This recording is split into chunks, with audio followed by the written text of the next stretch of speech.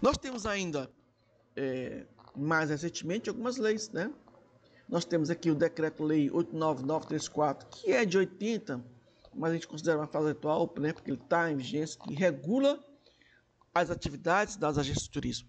Nós temos em 2010 o Decreto 7381, que regulamenta a Lei 11771, né, que trata da Política Nacional de Turismo. Nós temos em 2014 a Lei 12974, que dispõe sobre atividades das agências de turismo. E, por fim, nós temos a Lei 14.002, de 2020, que instituiu a Agência Brasileira de Promoção Internacional do Turismo, que continuou sendo Embratur, mas extinguiu a antiga Embratur, que era Instituto Brasileiro de Turismo.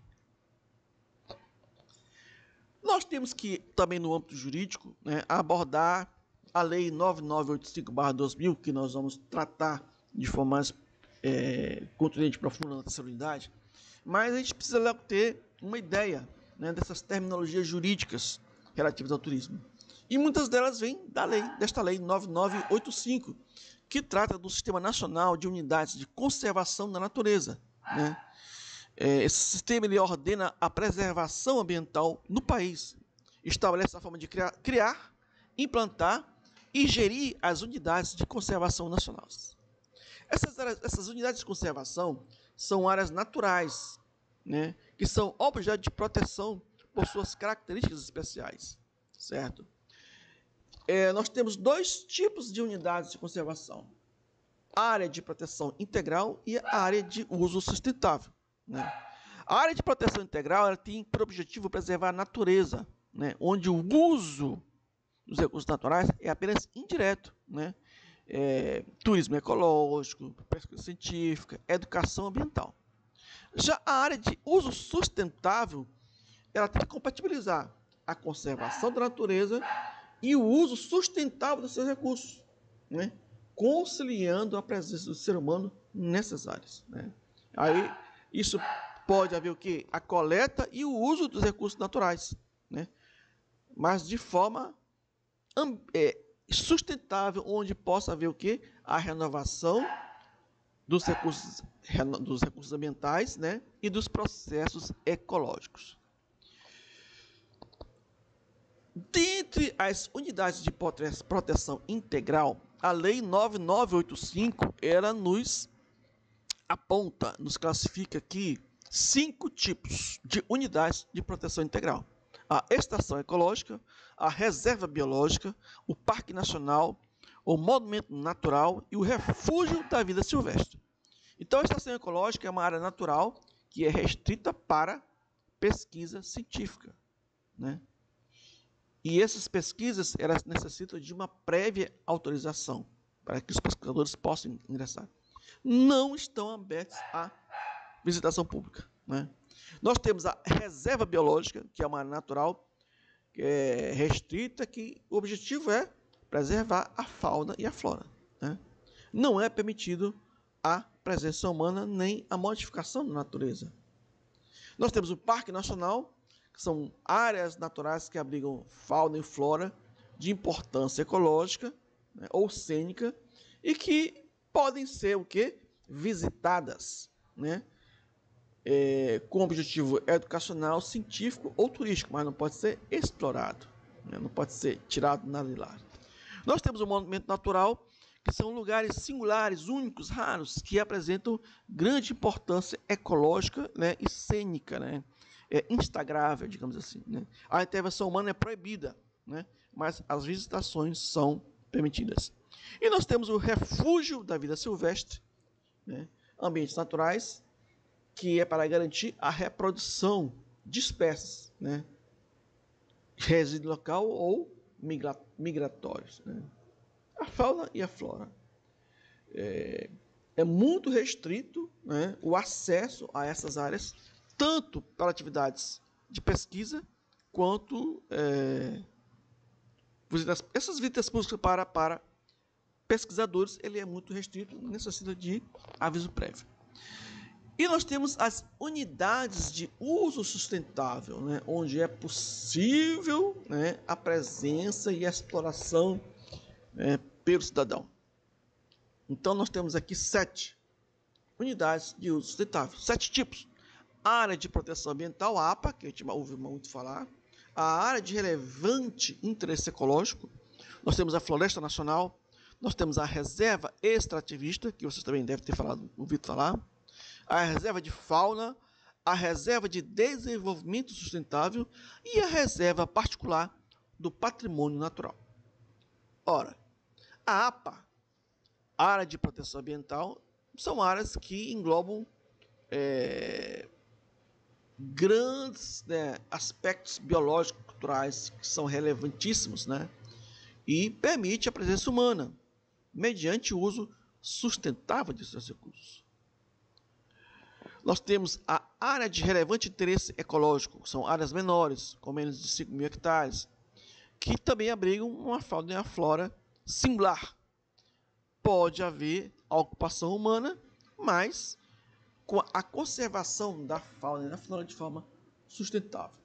Nós temos a floresta natural, que apresenta uma cobertura com espécies nativas e populações tradicionais, né?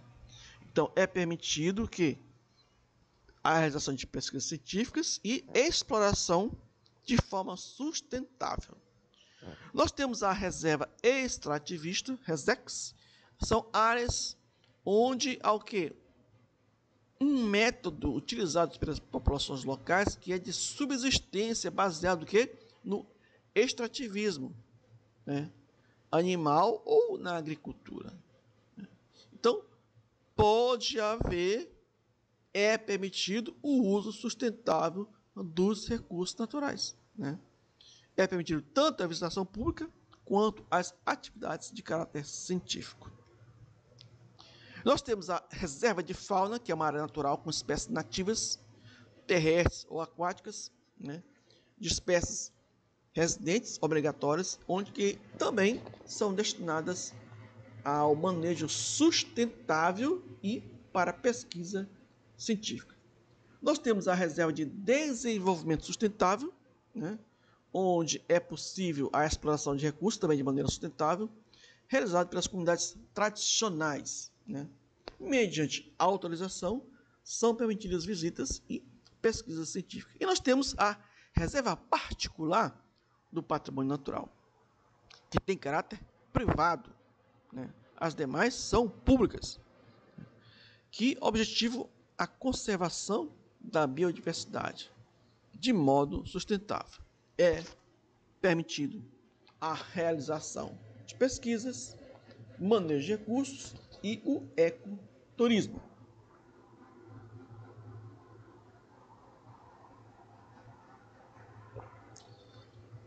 Então, o órgão responsável pelas unidades de conservação, certo, é o Sistema Nacional de Conservação da Natureza. E nós temos aqui o Instituto Chico Mendes como o órgão federal responsável pelas unidades de conservação federal em âmbito federal, tá? Já os estados e municípios, certo? Eles são os responsáveis, certo? Pela conservação das unidades no seu âmbito, certo? Então, é o sistema estadual que vai preservar as suas unidades de conservação estaduais e o município vai preservar as suas unidades de conservação municipais, né? Nós temos aqui alguns exemplos, né? Estação Ecológica Serra Geral do Tocantins, Reserva Biológica de Poço das Antas, Parque Nacional da Lagoa do Peixe, nós temos o Parque Nacional dos Lençóis, nós temos o Monumento Natural das Ilhas Cagarras, nós temos o Refúgio Estadual da Vida Silvestre do Rio Pandeiros, a Área de Proteção Ambiental Margem Esquerda do Rio Negro, né? Nós temos a APA Itapiracó, nós temos a Área de Relevante Interesse Ecológico Ilha de Queimadas, né, e Queimada Grande de São Paulo. Nós temos a Floresta Nacional do Tapajós, a Reserva Extrativista Chico Mendes. Aqui nós temos a Reserva Extrativista de Cururupu, por exemplo. Nós temos a Reserva da Fauna Bahia de Babitonga, na Santa Catarina. Reserva de Desenvolvimento Estadual Sustentável Porto do Tubarão. E a Reserva Particular do Patrimônio Natural Salto Morato, no Paraná. Nós temos alguns termos jurídicos, né, que você, como profissional do turismo, como guia turístico, deve conhecer, né? Nós não vamos aprofundar, mas todos esses conceitos, termos jurídicos, eles são originários, né? Vão estar presentes na Lei 9985/2000, né? Que trata exatamente aqui das áreas do sistema nacional das unidades de conservação da natureza. Tá? Então, nós temos aqui alguns termos. O que é ação civil pública? Né? Então, a ação civil pública ela é proposta, né, pelo Ministério Público, né, porque nós temos o Poder Judiciário e nós temos o Ministério Público, né, que é formado pelos promotores. Nós temos promotores estaduais e federais. Então, a ação civil pública ela tem o objetivo de proteger direitos difusos ou coletivos para responsabilizar quem comete danos, né, ao meio ambiente, né, e ao patrimônio público, né, e social, para que possa haver o quê? A reparação de danos. Aí a gente pula aqui para a direita, o que são direitos coletivos e o que são direitos difusos. Né? Ora, nós vamos baixar aqui, vamos dizer que direitos individuais e homogêneos são aqueles que atingem as pessoas de forma individual. Né? O direito individual é aquele que impacta uma pessoa. Né? Mas os direitos individuais homogêneos são a que atingem as pessoas de forma individual, mas ao mesmo tempo e da mesma forma. Certo? Mas não é possível se entender que isso pertence a uma pessoa. Né? Por exemplo, se há um aumento absurdo na conta de energia, e isso não estava previsto em lei, todos os consumidores serão impactados. Então, o que está sendo ferido são direitos individuais homogêneos. Individuais, certo? Mas também existe, né, uma similaridade de todos os consumidores. Porém, o Ministério Público, na verdade, ele trabalha com o quê? Com os direitos difusos ou coletivos. Né? Os direitos difusos são aqueles que têm natureza indivisível. A gente consegue individualizar quem foi impactado por aquilo. Né? É um número indeterminado de pessoas que não pode ser individualizado. Então, o direito ao ambiente ecologicamente equilibrado é um deles. Tá? Então, no momento que uma empresa causa um dano ambiental numa determinada região, certo? Onde, com o alagamento, com a abertura de uma barragem e tal, então, o meio ambiente equilibrado do ponto de vista ecológico, ele foi afetado. Né? Então, existe que uma ação civil pública, certo? Para que a empresa possa reparar os danos causados aos direitos difusos, ao meio ambiente. Tá? Então, quem vai ser beneficiado, sei lá, com o resultado dessa ação, certo? Não é uma pessoa de forma individual, mas é toda, né? As pessoas que a gente não pode nem conseguir individual, porque o que está em jogo aqui é a questão do meio ambiente equilibrado. Já os direitos coletivos é aquele que pertence a um determinado grupo de pessoas, mas que elas podem ser determinadas. Por exemplo, bancário. Né? Eu vou ingressar com uma ação coletiva, né, para a categoria bancária. Então é um grupo de pessoas, tá? Que eu não sei quem são, mas no futuro, se há uma ação, ela vai ter que ser individualizada para que cada bancário possa receber. Tá? Então, eu tenho uma ação civil pública para proteger direitos difusos e coletivos relacionados ao meio ambiente, ao consumo, ao patrimônio social e meio ambiente. Quem faz isso é o Ministério Público. A ação popular já é o cidadão. qualquer cidadão pode promover uma ação perante a justiça para tentar declarar nulo atos que são contrários e causam prejuízo ao patrimônio do Estado, né, ao meio ambiente e ao patrimônio histórico e cultural. Então você não precisa aguardar a ação do Ministério Público fazer uma ação civil pública. O cidadão pode fazer uma ação popular, pode propor uma ação popular. Tá? Nós temos que o bem inalienável é aquele que não pode ser objeto de compra e venda. Né? Então, se eu tenho uma área de proteção ambiental, ela não pode ser objeto de bem alienável. Né? Então, o bem público também é aquele bem material ou imaterial, né, que é integrado ao domínio público, né, e tem por objetivo promover o bem-estar da sociedade. Então, a praia, né, é um bem público. Eu não posso, de forma alguma, restringir o acesso de pessoas a este bem público. Tá?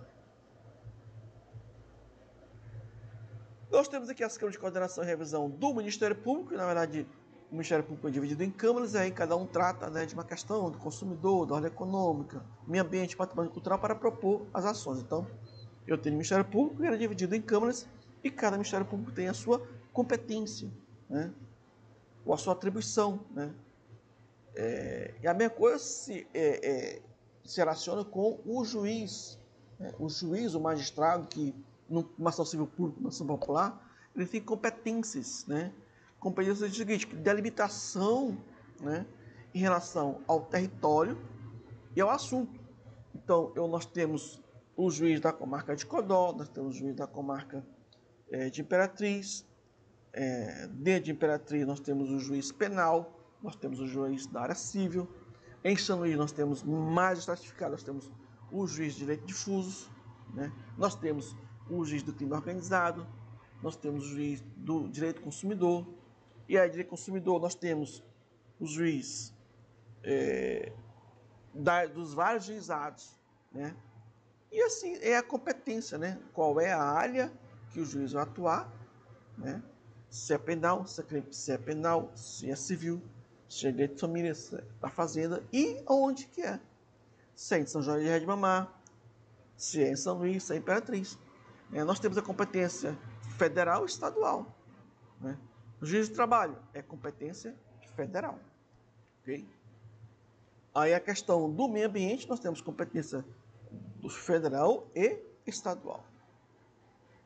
Nós temos aí a concorrência pública, que é um procedimento licitatório, né, para verificar quem vai pagar a melhor, ofertar, né, o melhor preço para a execução de uma obra. Né? Então, isso pode estar relacionado, né, com nossas unidades de conservação. O dano material patrimonial, né, é quando existe um prejuízo ao patrimônio, né, e reduz o seu valor, restringe sua utilidade ou anula a sua utilidade. Então, estamos falando aqui de meio ambiente, pode haver um dano patrimonial, sim, né, contra uma unidade de conservação. E aí pode ser proposto o quê? Uma ação civil pública, né, ou uma ação popular, em prol de direitos difusos ou coletivos. Nós temos a improbidade administrativa, que é o ato praticado por agente público, mas que é contrário à norma, à lei e aos bons costumes, né, com falta de honradez, certo? E que pode levar ao prejuízo à administração pública, seja por enriquecimento ilícito, né, seja lesão ao cofre público, seja pela prática de uma ação ou omissão, com intenção ou sem intenção de prejudicar, mas que vai violar o quê? Alguns deveres do agente público. Dever de honestidade, dever de imparcialidade, dever de legalidade e dever de lealdade. Então, um gestor público que autoriza, por exemplo, uma obra que vá agredir um patrimônio público, certo? Um patrimônio cultural, ele pode estar sujeito a uma ação de improbidade administrativa proposta pelo Ministério Público. Tá? Nós temos esse conceito de infraconstitucional, que é aquela norma ou lei, né, que não consta no texto constitucional, né? Então, nós temos legislações ambientais que são infraconstitucionais, né? E nós temos o texto da Constituição. Aqui nós temos interesses coletivos e difusos, se relacionam com esses direitos, né? Direitos e interesses. Então, são interesses de pessoas que não são ligadas por vínculos jurídicos, né? É um interesse indeterminado. Isonomia é um princípio. Todos são iguais perante a lei. Então, todos têm que ser submetidos às mesmas regras jurídicas, né? Então, isso você vai encontrar lá na Lei 9985 e em outras normas na própria Constituição Federal. É claro que nós temos a questão da lei da cota, que porque há um desequilíbrio, né? Então, você vê que o direito do consumidor, por exemplo, o consumidor ele é visto como hipossuficiente, a parte mais fraca da relação. E por isso, ele tem alguns benefícios, né? Como a inversão do ônus da prova, né? Que é uma questão processual. E aí, para poder que haja o quê? Um equilíbrio no princípio da isonomia. Licitação, acho que nós já falamos, né? Porque na verdade a concorrência pública é um tipo de licitação, né? Onde há o quê? Um processo administrativo que o objetivo é o quê? Chamar interessados para a contratação de bens de uma obra pública ou prestação de serviço. Aqui nós temos também outras terminologias, mandado de segurança, né? Quando é uma ação judicial que tem por objetivo reconhecer judicialmente um direito líquido e certo que está sendo ameaçado ou que já foi violado por uma autoridade. Nós temos a medida cautelar liminar, que antecipa os efeitos da decisão. No processo judicial, nós temos a propositura da ação, nós temos a audiência, né? Nós temos contestação, audiência e sentença. Tá? Porém, é um processo longo, então eu posso pedir o quê? Uma medida cautelar liminar, né? Para antecipar os efeitos. Né? Então, no mandado de segurança, isso também é cabível e também em outras ações ordinárias também é possível a obtenção de uma medida liminar. Patrimônio público é o conjunto de bens que pertencem ao Estado, né? E que devem atender aos objetivos e às utilidades que são necessárias e indispensáveis à coletividade, ao bem comum. Poder de polícia é a atividade da administração pública que regula a prática de atos ou a abstenção de atos, né? Em razão de interesse comum, né? Pode ser relacionado à segurança, pode ser relacionado à higiene, à ordem, aos costumes, né? Disciplina de produção e de mercado, das atividades econômicas, né? Então, o Estado, que é o Estado, a União, o município, ele tem um poder de polícia de regular, né? Através de decisões administrativas, né? Então, o uso, né, do bem público, né? O uso da praça pública, né? O uso, ele concede alvará, ele concede autorização, tem o poder de polícia de fiscalizar e também de fechar aquilo que estiver irregular. Nós temos o procedimento administrativo, né, que aqui a lei trata como um procedimento anterior à ação judicial proposta no âmbito do Ministério Público para poder fazer uma investigação prévia, né, para depois haver a propositura de uma ação. Nesse procedimento administrativo, o Ministério Público vai se convencer ou não, né, de propor uma ação judicial. A sanção judicial é uma penalidade imposta pelo poder público contra quem infringe uma norma definida em lei. A infração é muito parecido. A infração é o descumprimento da ordem legal, né? E a sanção é a penalidade. Cometi uma infração, eu descumpri. Sofri uma sanção, sofri uma penalidade. Nós temos o termo de ajustamento de conduta, que na verdade é o seguinte: o Ministério Público propôs uma ação, mas as partes podem chegar a um acordo, né? Então, antes mesmo da propositura da ação, é feito um termo de ajustamento de conduta para evitar a propositura da ação judicial, certo? e é muito utilizado nas questões ambientais para tentar solucionar questões relacionadas ao meio ambiente, né? E compensar danos e prejuízos que já foram causados ao meio ambiente. O uso capião também está na Lei 9985, que é a aquisição de domínio ou posse pela posse continuada. Então, você mora no imóvel durante muito tempo, então você vai adquirir a propriedade por uso capião, né? Mas isso não se aplica para o bem público. Então, é por isso que está aí, para você saber que em relação ao bem público não existe uso capião, tá? Então, aqui, de forma muito rápida, são alguns conceitos que nós vão estar presentes na Lei 9985, né? Que trata da questão. Também ela está em outras legislações, está na própria Constituição, né? Está na lei de turismo, está na lei de propriedade administrativa, né?